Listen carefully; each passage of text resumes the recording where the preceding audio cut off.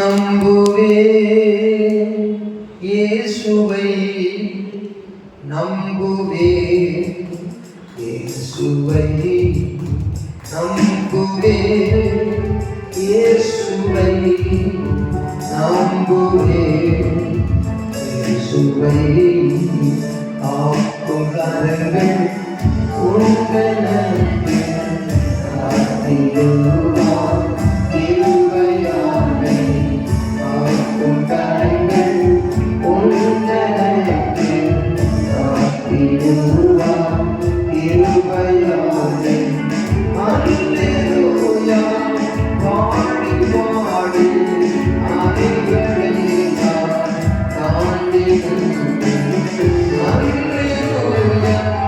பாடி பாடி ஆதிகளை நம்புவே இயேசுவை நம்புவே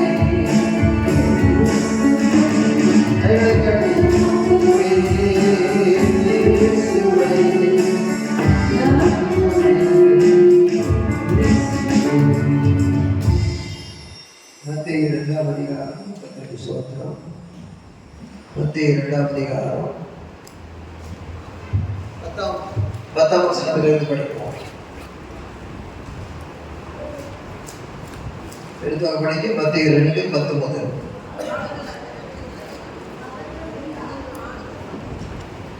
மத்தேயு 2ஆம் அதிகாரம் 10ஆம் வசனத்தில் அவர்கள் அந்த நட்சத்திரத்தை கண்டபோது மிகுந்த ஆனந்த சந்தோஷம் அடைந்தார்கள்.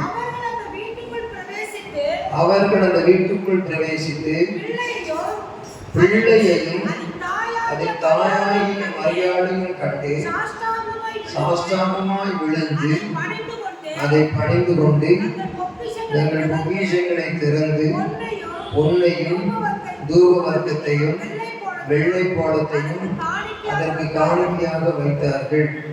பின்பு அவர்கள் ஏரோதிடத்திற்கு திரும்பி போக வேண்டாம் என்று சொப்பனத்தில் தேவனால் எச்சரிக்கப்பட்டு வேறு வழியாய் தங்கள் தேசத்துக்கு திரும்பி போனார்கள். இந்த வேளையில கிறிஸ்துமஸ் என்று சொல்லுகிற 25ஆம் தேதி தான் எல்லாரும் ஞாபகம் வச்சிருப்பாங்க. கிறிஸ்துமஸ் அன்னைக்கு ஸ்டாரை போட்டு 26ஆம் தேதி கிளப்பிடுவாங்க. பிறகு சாதாரணமான நட்சத்திரத்தை போட்டிருப்பாங்க. அந்த நட்சத்திரத்தை போட்டாலும் போராட்டியாலும் ஒரு ஞாபகார்த்தம் வேற ஒன்றும் இல்லை. அந்த வேளையில கிறிஸ்துமஸ் மந்த்ல 1ஆம் தேதியிலிருந்தே கிறிஸ்துமஸ் மெசேஜ் விடுவாங்க. கிறிஸ்துமஸ் முடிந்தாலும் துவங்கினால் அது சரித்திரத்துல ஒரு மெய்யான நாள். பொய்யான நாளெல்லாம் அர்த்தம் இல்லாமல் கொண்டாடப்படும் பொழுது மெய்யான ஒரு நாள் அர்த்தத்தோடு கொண்டாடலாமா என்றால் வேத மதத்தை தருகிற பதில் நாட்களை விசேஷித்துக் கொள்ளுகிறவன் கர்த்தருக்கென்று விசேஷம் கொள்ளலாம். அந்த செலக்ஷன் டேல இன்றைக்கு பிறந்த நாளை நினைச்சு கொண்டாடுவாங்க அப்படின்னு சொன்னா தப்பே கிடையாது. அதே நேரத்தில் அந்த கிறிஸ்துமஸ் கொண்டாடுகிற பொழுது தேவனுடைய பிள்ளைகளுடைய இதய குடியில் இயேசு பிறந்து வளர்ந்து என்றும் உயர்ந்திருக்கிறார். அதுபோல சபையிலே குடும்பத்திலே சபையிலே அவர் பிறந்து வளர்ந்து இப்பொழுதுமே உயர்ந்திருக்கிறார். அதுதான் நம்முடைய பெரிய விசுவாசம். அல்லேலூயா. தயவு செய்து இந்த நட்சத்திரத்தை பற்றி தொடர்ந்து சொல்லுகிற ஒரு காரியம் என்னன்னா சிந்தனை நமக்கு அங்கே இருக்குது. பேதுருவுக்கு பசின்னு சொல்ற சிந்தனை இருக்கும்போது அடித்து புசிங்கிற ஒரு தரிசனத்தை கொடுத்து சத்தியத்தை சொன்னார் ஆவியானவர். அதே ஆவியானவர் தான் கிறிஸ்துமஸை தொடர்ந்து நம்மகிட்ட கிறிஸ்துமஸுக்கு பிறகு என்ன செய்யணும் அப்படிங்கிறது ஒரு சிந்தனை. ஆகவே கர்த்தருடைய நாமத்துக்கு மகிமை. இந்த வசனத்தை மிகுந்த ஆனந்த சந்தோஷம் அடைந்தார்கள் மாதிரி நம்ம ஆனந்த சந்தோஷம் அடைகிற நாளாக கிறிஸ்துமஸ் கொண்டாட முடிகிறோம். அது J for Jesus star, E for East star, S for shining star, U for united star, last S for standing star, and also hiding star. என்றால் I always silent letter, an honor அப்படின்னு சொல்லுவோம். ஹானர்னு சொல்ல மாட்டோம், ஹானஸ்ட்னு சொல்லுவோம். Honest honest, அது silent H. அது மாதிரி hiding star, அது நின்று மறைந்தது. மறுபடியும் ஒருவருக்கு வழியை தொடர்வதற்கு நட்சத்திரம் உதவி செய்யவில்லை. இயேசுவை காட்டி அது உயர்ந்து அது நின்று மறைந்தது என்று சொல்லி நாம் பார்த்தோம்.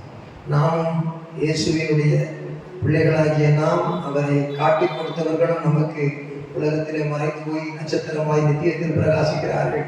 நாம் அநேக நீதிக்குட்படுத்தி அப்படி பிரகாசிக்க வேண்டும். தானியேல் 12ஆம் அதிகாரம் 3ஆம் வசனத்திலே ஒய்ஸ்மென்ஸ் இந்த ஞானிகளை பற்றி சொல்லி இருக்கிறது. Please read Daniel 12 verse 3. தானியேல் 12:3 படியுங்க. எடுத்தவங்கெல்லாம் படிங்க.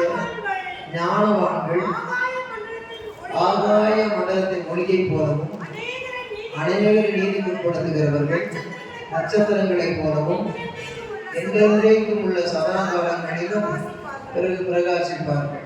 பூரண உலகமே அழிந்த பொழுது நோவா அநேக ஆத்துமாக்களை பேடை என்ற ரட்சிப்புகளை நடத்தினார். அதனாலே அவர் அராத்து மலையிலே காக்கப்பட்டு நோவாவுக்கு முன் சந்ததி எல்லாம் மூச்சடங்கி போன பிறகு ஒரு புதிய சந்ததியாக அவர் என்றென்றைக்கும் பிரகாசித்து விளங்கும்படி இன்றைக்கும் சரித்திரம் விளங்குகிறது, சாட்சி விளங்குகிறது. பரலோகத்திலும் அந்த மாட்சி விளங்கும். இந்த காட்சி எல்லாருக்கும் கதையாக தெரியும். ஆகவே வசனம் என்ற விதையிலே கதையும் அதிலே நாம் உணர்ந்து கலிகூறத்தக்க அநேக காரியங்களை வேதத்தில் ஏராளம் காணலாம். இந்த நேரத்திலே ஞானவான்கள் என்று சொல்லும் பொழுது நீதிமொழிகளிலே சொல்லி இருக்கிறது, ஆத்துமாக்களை ஆதாயம் பண்ணுகிறவன் ஞானம் உள்ளவன் சொல்லியிருக்கு. அங்கேயும் தானியேல் 12:3 அர்த்தம் சொல்லியிருக்கு. அநேகரை நீதிக்குட்படுத்துகிறவர்கள் ஆகாய மண்டலத்து ஒளியை போலவும். ஆகாய மண்டலத்து ஒளியை போலவும்னா சூரியன், சந்திரன், நட்சத்திரங்கள் எல்லாமே சேர்ந்து ஆகாய மண்டலத்தின் ஒளிதான். பகலை ஆள பெரிய சுடரையும் இரவை ஆள சிறிய சுடரையும் நட்சத்திரங்களையும் தேவன் படைத்தார் என்று ஆதியாகமத்திலே படிக்கிறோம். மாத்திரமல்ல, இந்த உலகத்தின் நட்சத்திரங்களிலே அந்த நட்சத்திரம் யாரை காட்டுகிறது? தெய்வீகமாய் பார்க்கும் பொழுது அது பிதாவாகிய தேவன், குமாரனாகிய தேவன், பரிசுத்த ஆவியாகிய தேவன் என்று திருத்துவ தேவன் இயேசு கிறிஸ்து மூலமாக நீதியின் சூரியனாக வானத்துக்குள்ளிருந்து வந்த மாதிரி உலகத்தில் வந்தார். மல்கியா 4:2 நீதியின் சூரியன் உன்னில் உதிப்பார், அதன் செட்டைகளின் கீழே ஆரோக்கியம் இருக்கும் என்று நமக்கு ஆவிக்குரிய ஆரோக்கிய வாழ்வை தந்து சாபத்திலே மாண்டு நரகம் செல்லாமல் நமக்கு செட்டைகளின் ஆரோக்கியத்தினாலே பூலோகத்தில் பாதுகாத்து பரலோகத்தில் ஒரு செட்டைகளின் மறைவிலை கொண்டு வைப்பார். அதை பற்றி உன்னதமானவருடைய மறைவில் இருக்கிறவன் சர்வ வல்லவன் நிழல் தங்குவான் என்று பழைய ஏற்பாட்டிலே சொல்லப்பட்டிருக்கிறது. புதிய ஏற்பாட்டிலே நம்முடைய ஜீவன் கிறிஸ்துவுடனே கூட தேவனுக்குள் மறைந்திருக்கிறது என்று அது வெளிப்பாடாக சொல்லப்பட்டிருக்கிறது. ஆகையினாலே தேவனுடைய பிள்ளைகள் அந்த பரலோக ரீதியாக பார்க்கும் பொழுது இயேசு கிறிஸ்து சூரியன், சபை என்பது சந்திரன். சூரியன் இயேசு கிறிஸ்து சூரியன், சபை என்பது சந்திரன். இயேசுவின் பிரகாசத்தை பெற்று சந்திரன் பிரகாசிக்கிறது உன்னத பாட்டிலே. சந்திரனை போல அழகும் சூரியனை போல வெளியும் உள்ளவர்களை மிகுந்து பிரகாசிக்கும் நட்சத்திரங்களை போல வருகிறீர்கள் யார் என்று மணவாட்டி சபையை பற்றி சொல்லியிருக்கிறது. ஆகையினாலே சூரியன் என்பது மணவாளனாகிய இயேசு, சந்திரன் என்பது மணவாட்டியாகிய சபை. இந்த நட்சத்திரங்கள் என்று சொல்லுகிறது மணவாட்டியாகிய சபையின் மூலமாக தொடர்ந்து ரட்சிக்கப்படுகிற பிள்ளைகள். நட்சத்திரத்தை ஆண்டவர் படைத்தார், கால குறிப்புகளுக்காக படைத்தார். ஆனால் ஆபிரகாமுடைய வாழ்க்கையிலே இந்த நட்சத்திரங்களை எல்லாம் பார், இதுபோல வருங்காலத்தில் உன்னுடைய சந்ததி பெருகும் என்று சொன்னார். அதே சந்ததியிலே யாக்கோபை பற்றி தீர்க்க தரிசனமாக என்னாகும் 24ஆம் அதிகாரத்திலே வேலையாம் சொல்லும் பொழுது யாக்கோபிலே ஒரு நட்சத்திரம் உதிக்கும் என்று தெளிவாக சொன்னார். ஆகவே அநாதி காலத்தில் இருந்தது பூர்வ நாட்களிலிருந்து புறப்பட்டு வருகிற நட்சத்திரம் என்று சொல்லப்பட்டிருக்கிறது. ஆகவே மீகா புஸ்தகத்தில் 5ஆம் அதிகாரத்தில் 12ஆம் வசனத்தை படிக்கும் பொழுது என்னிடத்திலிருந்து புறப்பட்டு என்னிடத்திலே வருவார் யூதாவே எழுதப்பட்டிருக்கிறது. யூதா தேசத்திலே வந்து உதித்த நட்சத்திரம் அப்படியே குக்கிராம பெத்லகேமுக்கு போய் எருசலேம் நகர் வந்து அதற்கு பிறகு எருசலேம் குன்றுகளில் ஆராதிக்கப்படுகிறவராயிருந்து அவர் பிதாவினிடத்திலே ஏறி சென்று திரும்ப வருகிறவராயிருக்கிறார். ஆகவே உள்ளத்திலிருந்து புறப்பட்டு என்னிடத்திலே வருவார் என்று தேவன் அனுப்பி வைத்தார். போய்வா திருமகளே சொல்லி மணவாட்டி அந்த உலகத்துக்கு அனுப்பிக்கிட்டு இருக்கிறார். ஆனா தன்னுடைய மணவாட்டியினுடைய மணவாளனையும் போய்வாய் திருமகனே, அப்படி போய்வாய் திருமகனேன்னு சொல்லி அப்போ அனுப்பிச்சு வச்சார். அவன் என்னிடத்திலிருந்து புறப்பட்டு நான் அனுப்பி வைப்பேன், திரும்பவும் என்கிட்டே வந்துடுவார். அதான் இப்ப வலது பாரத்தில் உட்கார்ந்துட்டு இருக்காரு. எருசலேம் யூதேயாவிலே வந்து, எருசலேம் நகரிலே வந்து, அதுக்குள்ள இருக்கிற குக்கிராம் பெத்லகேமிலே வந்து அவர் பிறந்து வெற்றி சிறந்து இன்றைக்கும் அவர் நிரந்தரமாக வாழ்கிறார் என்றால் தீர்க்க தரிசனங்களை ஒரு நட்சத்திரத்தின் மூலம் எவ்வளவு அழகாக காட்டியிருக்கிறார். ஆகவே தேவனுடைய பிள்ளைகளாகிய நாம் வானத்திலிருந்து தன் அயனங்களில் நட்சத்திரங்கள் போராடின என்று சொல்லப்பட்டிருக்கிறது. அவர் இந்த உலகத்தை படைக்கும் பொழுது, இந்த பூமியை படைக்கும் பொழுது அதிகாலையில் விடிவெளி நட்சத்திரங்களாகிய தேவ தூதர்கள் வந்து பாடினார்கள் எழுதப்பட்டிருக்கிறது. நட்சத்திரங்கள் தேவ தூதர்களுக்கு ஒப்பாக சொல்லப்பட்டிருக்கிறது. நட்சத்திரங்கள் கர்த்தருடைய கரத்திலே ஏந்தப்பட்டவைகள், ஊழியக்காரர்கள் என்று சொல்லப்பட்டிருக்கிறது. நட்சத்திரங்கள் ஏராளமான ஆத்துமாக்களுக்கு போல் சொல்லப்பட்டிருக்கிறது, விண் வாழ்வு ஆத்துமாக்கள். ஆகவே வானத்து நட்சத்திரங்களை போல ஆசீர்வதிப்பேன் என்பது அது இஸ்ரவேல் சந்ததி. பூமியின் மணலத்தனையாய் ஆசீர்வதித்து இஸ்ரவேல் சந்ததி. மண்ணை குடைந்து எண்ணெய் எடுத்தான். இன்றைக்கு முஸ்லீம் கண்ட்ரிஸ் எல்லாம் பாருங்க, அரபு தேசங்களை பாருங்க, அந்த வளைகுடா இடங்களை பாருங்க, பூமியில மண்ணை தோண்டி எண்ணெய் எடுக்கிறான். ஆனா ஆண்டவருடைய பிள்ளைகள் பரலோகத்தின் அபிஷேக எண்ணெயால் நிறைந்து விண்ணை தொடுகிறார்கள். யாக்கோபுக்கு இஸ்ரவேல் என்று பெயர் வைத்து இப்படியாக கிறிஸ்துவுக்குள் நம்மை ஆசீர்வதித்திருக்கிறார். விண்ணகத்தின் ஆசீர்வாதத்தை பெற்றவர்களும் மண்ணகத்தின் ஆசீர்வாதத்தை பெற்றவர்களுமாய் இருக்கிறோம். மரித்து உயிர் தெழுந்த இயேசுவை நம்பாத இஸ்ரவேல் சந்ததி அது மணலத்தினையாக ஆசீர்வதிக்கப்பட்டு முடிந்து விடுகிறது. ஆகவே நாம் இந்த பூமியின் மணலை போல தோலை போல நாம் ஆசீர்வதிக்கப்பட்டு விண்ணக நட்சத்திரங்களை போல ஆசீர்வதிக்கப்பட்டு ரெட்டிப்பான ஆசீர்வாதங்களுக்குரியவர்களாக இருக்கிறோம். ஆக தேவனுடைய பிள்ளைகள் எவ்வளவு சாக்கியம் பெற்றவர்கள், எவ்வளவு வாக்கியம் பெற்றவர்கள். குடும்ப ரீதியாக பார்க்கும் பொழுது சூரியன் என்றால் அப்பா, சந்திரன் என்றால் அம்மா, நட்சத்திரங்கள் என்றால் பிள்ளைகள் என்று அந்த குருபிதாக்களின் குடும்பங்களையும் கோத்திரங்களையும் சொல்லப்பட்டிருக்கிறது. இப்படி எல்லாம் வித்தியாசப்படுத்தி பார்த்தால் சூரியனுடைய மகிமை வேறு, சந்திரனுடைய மகிமை வேறு, நட்சத்திரனுடைய மகிமை வேறு என்று ஆவிக்குரிய உன்னத அனுபவங்களுக்கு நம்மை அழைத்து செல்கிறது. ஆகியால் இவைகள் எல்லாம் நமக்கு ஒரு மேலோட்டமாக ஒரு தொட்டு போகிற காரியமாக நான் சொன்னேன். அதனால தொடர்ந்து நான் பார்க்கும் பொழுது இங்கே அருமையானவர்களே, நான் பார்க்கிற வசனம் தயவு செய்து என்னோடு சேர்ந்து இந்த 11ஆம் வசனத்தை எல்லாரும் சேர்ந்து படிப்போம். அவர்கள் மத்தேயு 2:11 எல்லாம் சேர்ந்து படிங்க. அவர்கள் அந்த வீட்டுக்குள் பிரவேசித்து பிள்ளையையும் தன் தாயாகிய மரியாதையும் கண்டு சாஷ்டாங்கமாய் விழுந்து அதை பணிந்து கொண்டு கமாம். அப்போ சாஷ்டாங்கமாய் விழுந்து அதை பணிந்து கொண்டிருந்தா யாரு வந்து சாஷ்டாங்கமா விழுந்து அதையும் மரியாதையோட இயேசுவை பார்த்து பணிந்தாலும் மரியாதை பணியில அதை பணிந்து கொண்டு இயேசுவை தான் பணிந்தாங்க. அவங்க எல்லாம் தெரிஞ்சுதான் வந்திருக்காங்க. தீர்க்கதரிசனப்படி மீகா 5:2 சொல்லியிருக்கிறபடி வந்திருக்கிறார்கள். இப்பொழுது வானசாஸ்திரிகள் அவர்களுக்கு ஆங்கிலத்திலே ஒய்ஸ்மன் என்று சொல்லப்பட்டிருக்கிறது.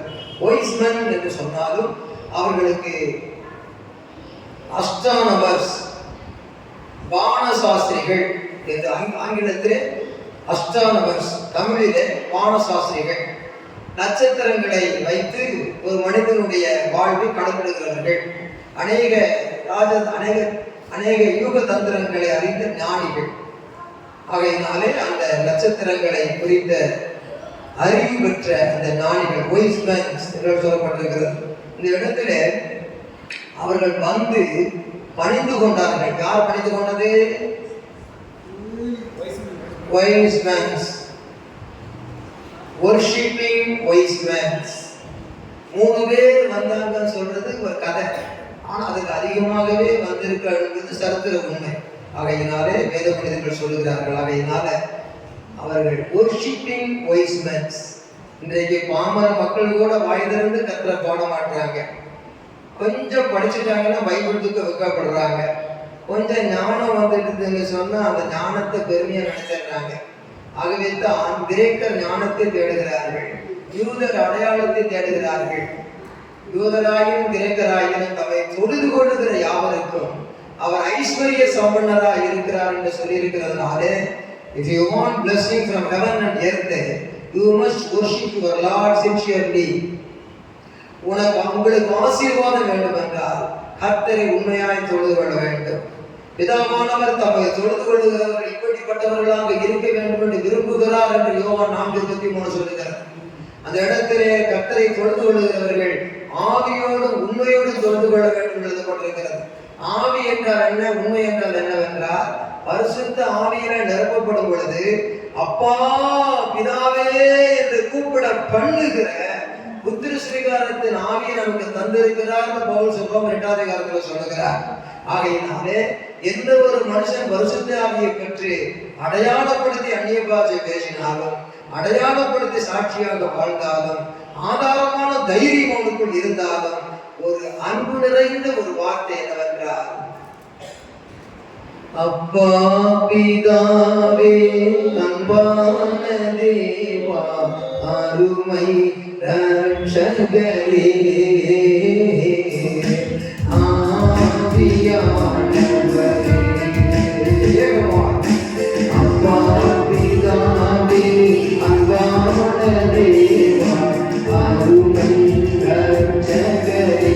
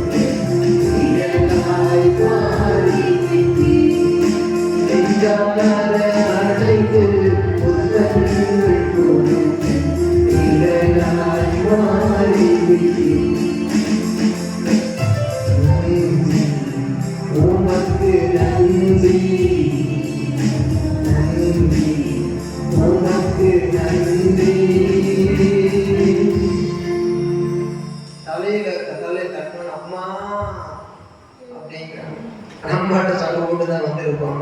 அம்மா ஒரு கீழே விழுந்தவன் அப்பா கால் வலிக்குதே, அப்பாட்ட சண்டை போட்டுட்டு தான் வந்திருக்கோம். அப்பா கூட மறித்து போயிருப்பாரு.